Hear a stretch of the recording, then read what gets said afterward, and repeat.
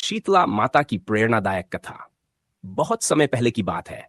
एक छोटे से गांव में सुमित्रा नाम की एक महिला रहती थी। वह बहुत दयालु और सेवा भाव से भरपूर थी। सुमित्रा के गांव में हर साल गर्मियों में छेचक जैसी बीमारियां फैलती थीं, जिससे कई लोग बीमार हो जाते और कई बच्चों की मृत्यु हो जाती। गांव के लोग इसे ईश्वर की नाराजगी मानकर डरते थे, लेकिन कोई समाधान नहीं खोजता था। शीतला माता का आशीर्वाद। सुमित्रा को अपने बड़े बुजुर्गों से शीतला माता के बारे में सुनने को मिला। उन्होंने बताया कि माता शीतला स्वच्छता, स्वास्थ्य और रक्षा की देवी है।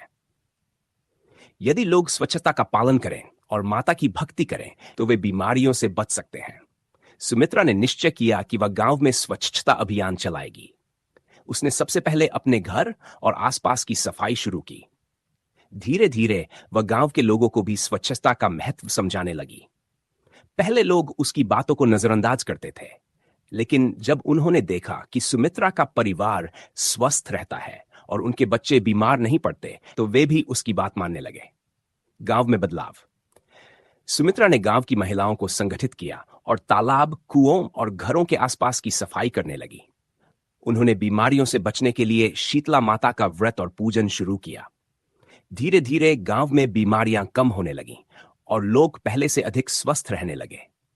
एक दिन गांव में एक संत आए। उन्होंने देखा कि यह गांव अन्य गांवों की तुलना में अधिक स्वच्छ और स्वस्थ है। जब उन्होंने इसकी वजह पूछी तो लोगों ने सुमित्रा के प्रयासों के बारे में बताया। संत ने सुमित्रा को आशीर्वाद दिया और कहा, तुमने शीतला माता के असली संदेश को समझा और लोगों को जागरूक किया।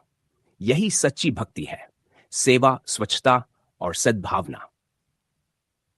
स्वच्छता और स्वास्थ्य सबसे बड़ा धन है।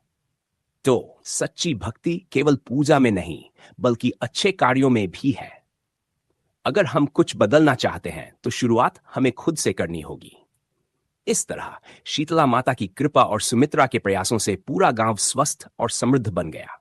तब से गांव के लोग हर साल शीतला माता की पूजा करने लगे और स्वच्छता का विशेष ध्यान रखने लगे।